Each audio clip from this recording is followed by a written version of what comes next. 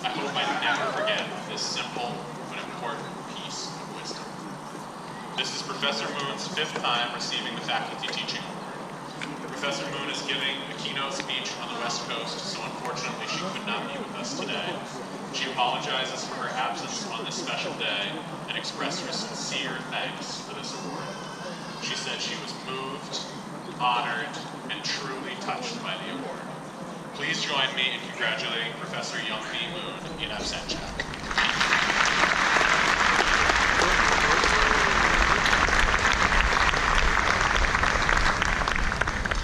Finally, I would like to invite Professor Nicholas to step forward. Professor Tom Nicholas is the William J. Abernathy Professor of Business Administration in the Entrepreneurial Management Unit. He holds a doctorate in economic history from Oxford University.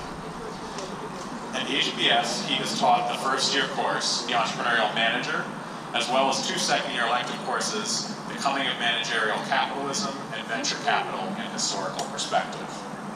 One student from Section G commented that he always beautifully orchestrated debates where all perspectives are raised and heard.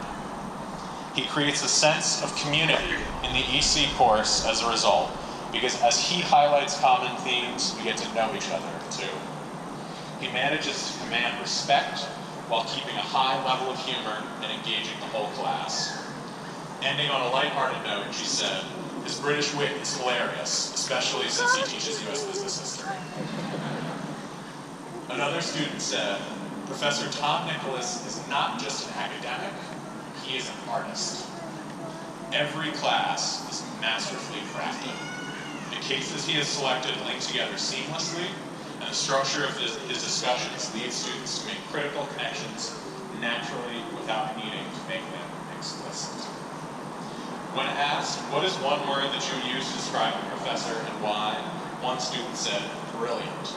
Because in every class, Professor Nicholas would take some abstract part of history and relate it back to the modern corporate world in a way which left us mind-blown. Who would have connected whaling in the 19th century to modern-day venture capital? Asked for a funniest memory, one student said he had a great plane tie for the Wright brothers case.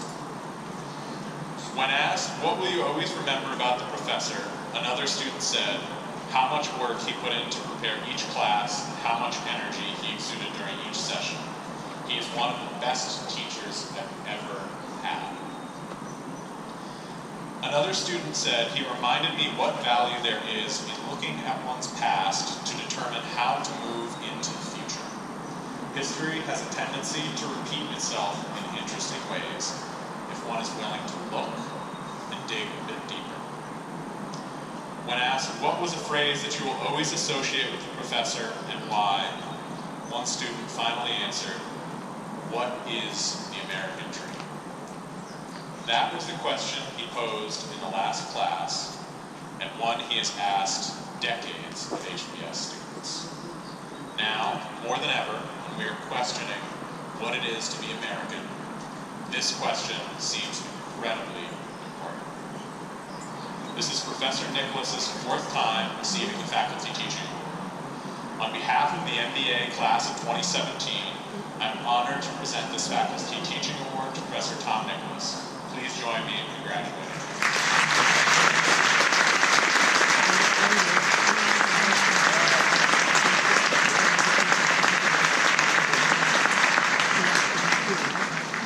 My classmate, Kate Pinto, will now introduce our Class Day student speaker. And before she does, please help me congratulate all the Faculty Teaching Award winners once more. And congratulations to the class of 2017. Thank you.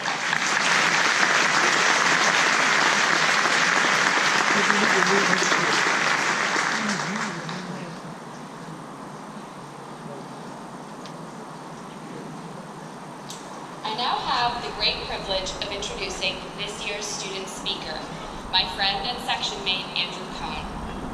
Each spring, the Class Day Committee solicits nominations for our student speaker.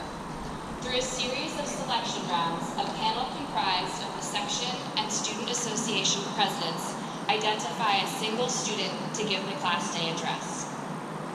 This year's candidates shared everything, from difficult personal challenges to funny anecdotes, and for that, we would like to recognize all of the speaker candidates who participated in the process. The panel's decision was not an easy one, but ultimately, Andrew was selected to share his story with you today. Now, a little bit about Andrew. Andrew grew up in the United Kingdom and Cincinnati, Ohio. He graduated from Harvard College and spent several years working in New York and Hong Kong before making his way back to Cambridge, here to Harvard for business school. He will be an HBS Leadership Fellow next year at the Whitney Museum of American Art in New York City before joining McKinsey in London. A bit about my memories of Andrew. My early memories of our section are hazy, a fact I like to attribute to the RC fall sleeplessness formula. Midweek costume parties, plus 8 a.m. discussion group meetings do not make for well-rested students. However, I have several crystal clear memories of Andrew from this time. While the rest of us struggled to express coherent ideas after voluntarily raising a hand to participate in class, even Andrew's cold calls were as well-formed and sharp as a New Yorker op-ed. His way with words, which you will soon appreciate, his ability to think quickly on his feet and to bring seemingly disparate academic or work experience into case discussions never ceased to amaze me or the rest of the section. And so it is with great pleasure that I now invite your Class Day speaker, Andrew Cohn, to the podium. Please join me in welcoming him.